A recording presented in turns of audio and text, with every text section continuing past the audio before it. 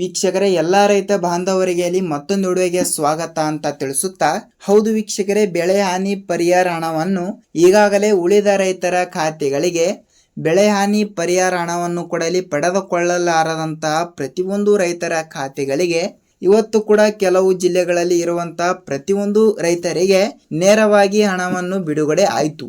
ಹೌದು ವೀಕ್ಷಕರೇ, ಇದು ಇಲ್ಲಿ ಇದೀಗ ಬಂದ ಮಾಹಿತಿಯಾಗಿರುವುದರಿಂದ ಕಂದಾಯ ಇಲಾಖೆಯ ಸಚಿವರಾಗಿರುವ ಕೃಷ್ಣ ಬೈರೇಗೌಡ ಸರ್ ಮತ್ತು ಅದೇ ರೀತಿಯಾಗಿ ಕೂಡ ಪ್ರಸ್ತುತ ರಾಜ್ಯದ ಮುಖ್ಯಮಂತ್ರಿಯಾಗಿರುವ ಡಿ.ಕೆ. ಶಿವಕುಮಾರ್ ಸರ್ ಅವರು ಕೂಡ ಒಂದು ಮಾಹಿತಿ ಕೊಡಲಿ ಲಭ್ಯವಾಗಿರುವಂತದ್ದು. ಅವರು ಕೂಡ ಒಂದು ಮಾಹಿತಿ ಕೊಟ್ಟಿದ್ದಾರೆ ಮತ್ತು ಬೆಳೆ ಹಾನಿ ಪರಿಹಾರ ಹಣಕ್ಕಾಗಿ ಕಾಯ್ತಾ ಇರುವಂತಹ ಪ್ರತಿಯೊಂದು ರೈತ ಬಾಂಧವರಿಗೆ ಈ ಒಂದು ಮಾಹಿತಿ ತಪ್ಪದೆ ತಿಳಿದಿರಬೇಕು. ಹೌದು ವೀಕ್ಷಕರೇ, ಈ ಒಂದು ಮಾಹಿತಿ ಏನು ಬಂದಿದೆ ಮತ್ತು ಪ್ರತಿಯೊಂದು ರೈತರ ಖಾತೆಗಳಿಗೂ ಕೂಡ ಯಾವಾಗ ಹಣ ಬಿಡುಗಡೆ ಆಗುತ್ತದೆ ಮತ್ತು ಹಂತ ಹಂತಗಳಾಗಿ ಹಣ ಅನ್ನೋದು ಪ್ರತಿಯೊಬ್ಬರ ಖಾತೆಗಳಿಗೂ ಕೂಡ ಬಿಡುಗಡೆ ಆಗಬೇಕಾದರೆ ಯಾವ ಯಾವ ರೂಲ್ಸ್ಗಳು ಕೂಡ ಇಲ್ಲಿ ಫಾಲೋ ಮಾಡಬೇಕು ಮತ್ತು ಹಣ ಅನ್ನೋದು ಕೂಡ ಯಾವಾಗ ಬಿಡುಗಡೆ ಆಗುತ್ತದೆ ಅಂತ ನಾವು ಈ ಒಂದು ವಿಡಿಯೋದಲ್ಲಿ ಮಾಹಿತಿಯನ್ನು ತಿಳಿದುಕೊಳ್ಳುತ್ತಾ ಹೋಗಬಹುದು. ನೋಡಿ ವೀಕ್ಷಕರೇ, ನೀವು ಕೂಡ ಏನಾದರೂ ರೈತರಾಗಿದ್ದರೆ ನಿಮಗೆ ಈ ಒಂದು ಮಾಹಿತಿ ಬಹಳಷ್ಟು ಇಂಪಾರ್ಟೆಂಟ್ ಆಗಿರುತ್ತದೆ. ನೋಡಿ, ಅದೇ ರೀತಿಯಾಗಿ ಕೂಡ ಇಲ್ಲಿ PM ಕಿಸಾನ್ ಯೋಜನೆ ಹಣಕ್ಕಾಗಿ ಕಾಯ್ತಾ ಇರುವಂತಹ ಪ್ರತಿಯೊಂದು ರೈತರಿಗೂ ಸಹಿತ ಈ ಒಂದು ಮಾಹಿತಿ ತಪ್ಪದೆ ತಿಳಿದಿರಬೇಕು. ಏಕೆಂದರೆ ಈಗಾಗಲೇ ಪ್ರಧಾನಮಂತ್ರಿ ಕಿಸಾನ್ ಸನ್ಮಾನ್ ಯೋಜನೆಯ 23ನೆಯ ಕಂತಿನ ಬಂದ್ಬಿಟ್ಟು 2,000 ಬಿಡುಗಡೆ ಆಗಿದೆ. ಅದು ಓಕೆ. ಈಗಾಗಲೇ 24ನೆಯ ಕಂತಿನಕ್ಕಾಗಿ ಕಾಯ್ತಾ ಇರುವಂತಹ ರೈತರು ಸಹಿತ ಇಲ್ಲಿ ಇತ್ತಿರುತ್ತಾರೆ. ಅವರ ಖಾತೆಗಳಿಗೂ ಕೂಡ 24ನೆಯ ಕಂತಿನವನ್ನು ಕೊಡಲಿ ಯಾವಾಗ ಬಿಡುಗಡೆ ಆಗುತ್ತದೆ ಅಂತ ಈ ಒಂದು ವಿಡಿಯೋದಲ್ಲಿ ಮಾಹಿತಿ ಬೇಡ, ನಾವು ನೆಕ್ಸ್ಟ್ ವಿಡಿಯೋದಲ್ಲಿ ಕೂಡ ಮಾಹಿತಿಯನ್ನು ತಿಳಿದುಕೊಳ್ಳುತ್ತಾ ಹೋಗಬಹುದು. ಪ್ರೆಸೆಂಟ್ ಆಗಿ ಈಗಾಗಲೇ ಬೆಳೆ ಹಾನಿ ಪರಿಹಾರ ಹಣದ ಬಗ್ಗೆನೂ ಕೂಡ ಸ್ವಲ್ಪ ಮಾಹಿತಿಯನ್ನು ಬಂದಿರುವುದರಿಂದ ಖಂಡಿತವಾಗಿ ಕೂಡ ಸ್ವಲ್ಪ ಅದರ ಬಗ್ಗೆನೂ ಕೂಡ ಮಾಹಿತಿಯನ್ನು ನಾವು ತಿಳಿದುಕೊಳ್ಳುತ್ತಾ ಹೋಗೋಣ. ಹೌದು ವೀಕ್ಷಕರೇ, ನೋಡಿ, ನೀವೇನಾದರೂ ಹೊಸಬರಾಗಿ ನಮ್ಮ ಚಾನಲ್ಗೆ ಭೇಟಿ ಕೊಟ್ಬಿಟ್ಟು ಈ ಒಂದು ವಿಡಿಯೋನ ಫಸ್ಟ್ ಆಫ್ ಆಲ್ ಆಗಿ ನೋಡ್ತಾ ಇದ್ರೆ ತಪ್ಪದೆ ನಮ್ಮ ಚಾನಲ್ಗೆ ದಯವಿಟ್ಟು ಸಬ್ಸ್ಕ್ರೈಬ್ ಮಾಡಿ ಮತ್ತು ಅಲ್ಲೇ ಪಕ್ಕದಲ್ಲಿ ಇರುವಂತಹ ಬೆಲ್ ಬಟನ್ ಕೂಡ ನೀವು ಕ್ಲಿಕ್ ಮಾಡಬಹುದು. ಯಾಕೆಂದರೆ ನಾವು ಪ್ರತಿಯೊಂದು ವಿಡಿಯೋಗಳನ್ನು ಕೂಡ ಇಲ್ಲಿ ಪ್ರೊವೈಡ್ ಮಾಡ್ತಾ ಇರ್ತೀವಿ. ಅದಕ್ಕಾಗಿ ಪ್ರೆಸೆಂಟ್ ಆಗಿ ರೈತರಿಗೆ ಉಪಯುಕ್ತವಾಗುವಂತಹ ಮಾಹಿತಿಗಳನ್ನು ಕೂಡ ನಮ್ಮ ಚಾನಲ್ ಅಲ್ಲಿ ಪ್ರತಿಯೊಂದು ವಿಡಿಯೋಗಳನ್ನು ಕೂಡ ಇಲ್ಲಿ ನಾವು ಬಿಡ್ತಾ ಇರ್ತೀವಿ. ಅದಕ್ಕಾಗಿ ಹೇಳ್ತಾ ಇದ್ದೀನಿ, ತಪ್ಪದೆ ವಿಡಿಯೋನ ಪೂರ್ತಿಯಾಗಿ ನೋಡುವುದರ ಜೊತೆಗೆ ವಿಡಿಯೋನ ಇಷ್ಟವಾದರೆ ಮಾತ್ರ ಒಂದೇ ಲೈಕ್ ಸಹಿತ ಮಾಡಬಹುದು. ಹಾಗಿದ್ರೆ ಬನ್ನಿ ವೀಕ್ಷಕರೇ, ತಡಕ್ಕೆ let's begin start the video. ಹೌದು, ಬೆಳೆ ಹಾನಿ ಪರಿಹಾರ ಹಣ ವೀಕ್ಷಕರೇ, ನೋಡಿ, ಬೆಳೆ ವಿಮೆ ಅಂದ್ರೂ ತಪ್ಪಾಗಲ್ಲ ಮತ್ತು ಇನ್ಶೂರೆನ್ಸ್ ಅಂದ್ರೂ ಕೂಡ ಇಲ್ಲಿ ತಪ್ಪಾಗಲ್ಲ.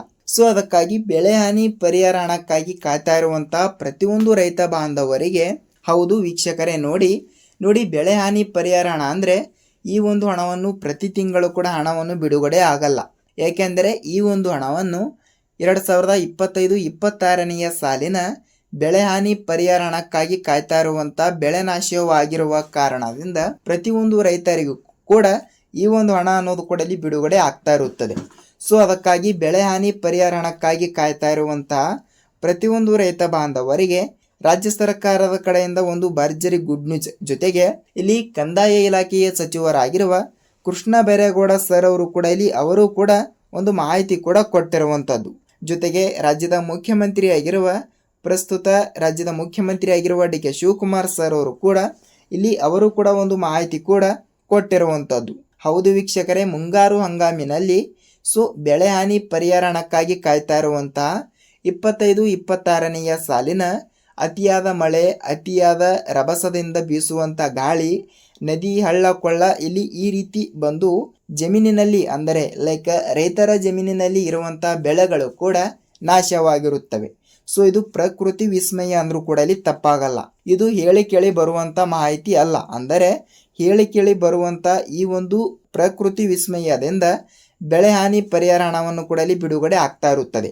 ಅದಕ್ಕಾಗಿ ಪ್ರತಿಯೊಂದು ರೈತ ಬಾಂಧವರಿಗೂ ಸಹಿತ 25-26ನೆಯ ಸಾಲಿನ ಬೆಳೆ ಹಾನಿ ಪರಿಹಾರ ಹಣಕ್ಕಾಗಿ ಕಾಯ್ತಾ ಇರುವಂತಹ ಪ್ರತಿಯೊಂದು ರೈತರಿಗೂ ಸಹಿತ ಈಗಾಗಲೇ ಕೆಲವು ರೈತರಿಗೆ ಹಣ ಬಿಡುಗಡೆ ಆಗಿದೆ. ಅದು ಓಕೆ, ಅದರ ವಿಷಯ ಬೇಡ.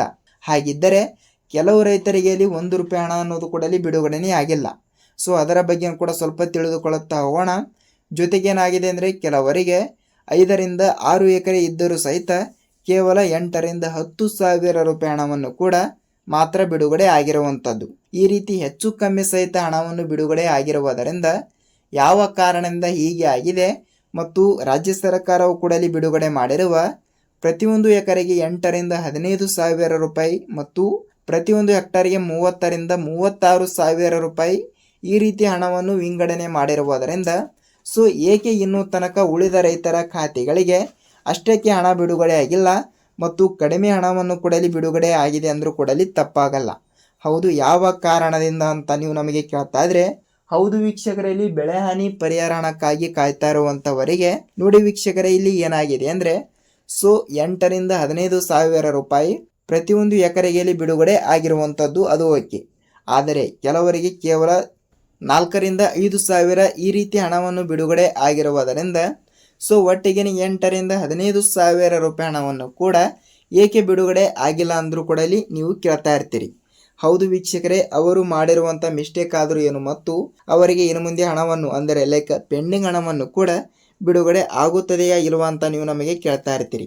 ನೋಡಿ ವೀಕ್ಷಕರೇ, ಇಲ್ಲಿ ಏನಾಗಿದೆ ಅಂದರೆ ಖಂಡಿತವಾಗಿಯೂ ಕೂಡ ಇಲ್ಲಿ 8 ರಿಂದ 15 ಸಾವಿರ ರೂಪಾಯಿ ಹಣವನ್ನು ಪ್ರತಿಯೊಂದು ಎಕರೆಗೆ ಬಿಡುಗಡೆ ಆಗಿದೆ, ಅದು ಓಕೆ. ಆದರೆ ಅವರು FID ಕೂಡ ಮಾಡಿಸಿರ್ತಾರೋ ಇಲ್ವೋ ಅಂತ ಗೊತ್ತಿಲ್ಲ. ಸೊ ಅದನ್ನು ಕೂಡ ತಪ್ಪದೆ ಮಾಡಿಸಬೇಕು. ಜೊತೆಗೆ ಸೀಡಿಂಗ್ ಕೂಡ ಇಲ್ಲಿ ಎಲ್ಲ ರೀತಿಯಾಗಿ ಕೂಡ ಡಾಕ್ಯುಮೆಂಟ್ಗಳು ಕೂಡ ಇಲ್ಲಿ ಕರೆಕ್ಟ್ ಇದ್ದರೆ ನಿಮ್ಮ ಖಾತೆಗಳಿಗೂ ಕೂಡ ಹಣ ಅನ್ನೋದು ಕೂಡ ಇಲ್ಲಿ ಬಿಡುಗಡೆ ಆಗುತ್ತದೆ ಅಂತ ಅಂದುಕೊಳ್ಳುತ್ತೀನಿ. ಅದರ ಜೊತೆಗೇನು ಕೂಡ ತಪ್ಪದೆ ಇಲ್ಲಿ ಬೆಳೆ ಹಾನಿ ಪರಿಹಾರ ಹಣ ಅಂದರೆ ಹೇಗೆಂದರೆ, ನೀವು ವಾರ್ಷಿಕ ಬೆಳೆಗಳನ್ನು ಕೂಡ ಇಲ್ಲಿ ಬೆಳೀತಾ ಇದ್ರೆ ಅಂದರೆ 1 ವರ್ಷದ ತನಕ ಬೆಳೆಗಳಿಂದ ಯಾವುದೇ ರೀತಿಯಾಗಿ ಕೂಡ ಲಾಭನೇ ಇರಲ್ಲ.